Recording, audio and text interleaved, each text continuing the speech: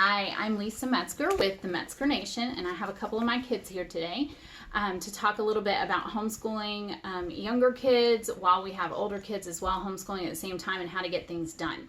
So today I have Eva, Emily, Aiden. And they are 3, 6, and 7 years old. We also have some that are younger. We have a newborn, and we have Chase, who is almost 2. And then we have our older children who are in elementary, middle, and high school. And we also have 2 that are graduated. Our oldest has our first grandbaby, who is just slightly younger than our newborn. So we have quite the full life here, but we've kind of gotten a handle on homeschooling all the kids while entertaining the younger ones and getting the younger ones schooled as well. So our method of homeschooling is called eclectic. I grew up as a homeschooler, so I'm second generation homeschool mom. And our eclectic manner looks anything like combining a little bit of Charlotte Mason with textbooky type stuff, with videos, with interactive games, with board games, with field trips, you name it, and we've incorporated it into our school. And everything counts. When we are learning, it counts towards our homeschooling. Always remember that. We do not look like a school at home. We look like a home school. So that might not make sense to some of you, but it makes sense to us. It's not sitting at a desk. It is sitting in the kitchen. It's sitting in the office. It's sitting at a desk in our office and getting your schoolwork done, getting your checklist completed, and then having free time or time to work on your businesses. Some of our children have some businesses that they work at home. So when we start off our morning, we have everybody up by either 6:30 or 7 p.m., depending on how much work needs to be done that day, what the schedule might look like that day, and how old you are. So our little ones here, Eva just started some second grade, actually she's like halfway through her second grade math book, and we're at various stages because we believe in starting them when they show interest and when they start wanting to imitate the older kids doing schoolwork, and we let them go at their own pace from that point forward. Usually it's really fast in the beginning, and then it kind of slows down, and they end up at the end of their schooling about a year ahead or right on target. Some of ours are even more advanced than a year ahead. So it just kind of depends on the child, and then we always focus on their strengths, and we always focus to improve their weaknesses as they get older. But in the early years, we're relatively laid back and easy, especially when it comes to things like science. Science can be done outside, hands-on, figuring out how the world works, what God created. That's what we're going to experience and see. And we're also going to incorporate some maybe YouTube videos or things like that to make that come alive. History is done just by reading living books, interesting books. They may be a very, very interesting textbook, or they might just be a short story book. But whatever it is, we're learning about history. We're incorporating it into maybe a holiday, maybe somebody's birthday, a historical figure's birthday, something like that. We also focus heavily in the early years on phonics because that's going to be important for reading, which is important for learning overall. And we're going to focus on developing good math skills. So we use Abeka, which again is your very traditional textbook Christian early homeschooling method of learning, but I love their phonics program. And in the morning, we will either have me or their oldest sister, who is almost 19, she has graduated our homeschool. If she is home and not working, she might help to teach them such things. We call it oral kindergarten, which means we're using our mouth and we're learning our telephone number, our address, our birthdays, telephone numbers of parents and siblings.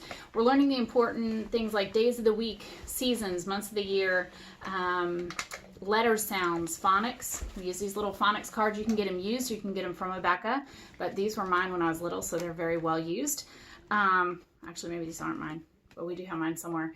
But these are relatively inexpensive, and they go through your letter sounds. So that's what we go over. And even Aiden at 3 will go over those with us, and he might not get all of them, but it's being programmed into his head, so it comes more easily when he really has to learn them. We also use these. I think it's going to be reversed on here, but like shut and ship. what do we have? O in bowl. It's going over your blends, and that's going to make reading a little bit better. We also use their reading program, and we use their math and language program through 2nd grade. At 3rd grade, we kind of go out from there. We might use the 3rd grade English, but for math, we go to an online program, and I'll go into that another day.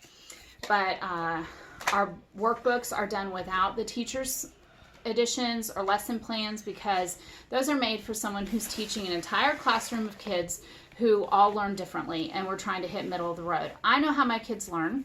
I know how to best explain things to them so that they understand. And so that's what I'm going to do. I'm not going to buy the teacher's guides. Now, I know some new homeschoolers might want that, and that's fine.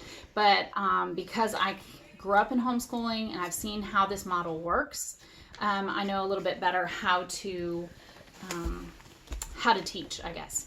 And another thing that, we encourage our high schoolers to do is to get in on teaching these things to the younger ones, because that's an important thing for our high schoolers to learn, is how to teach. I love my husband, Mark, but he will be the first to tell you that he does not know how to teach, and that's fine. Not everyone needs to know how to teach, but it is an important skill to have. So to be able to impart your knowledge to someone else. So we like to encourage our older ones to not teach extensively, but maybe something they are passionate about, or that they know well inside and out. For instance, Trey loves history. Trey's our 16-year-old. He might teach the kids some history lesson. He is a history buff in and out. So he would love to impart his knowledge to his siblings, and that's something fun for him. For our older kids in high school, they might teach phonics. And that's just a simple thing to teach. But whatever it is, we want them to learn how to teach. And that will be under my guidance and instruction as well. So how do we, girls, how do we entertain the preschoolers when you are doing your schoolwork? What do they get out? Little people. Little people. So we have these big 18-gallon Rubbermaid bins, and we keep them up in our playroom. And they have things like what? What's in our little people bins? We have a bin that's full of Trucks. And trucks. a bin that's Amy, full you want to of... show your tractor that you play with? Your tractor. That's his favorite.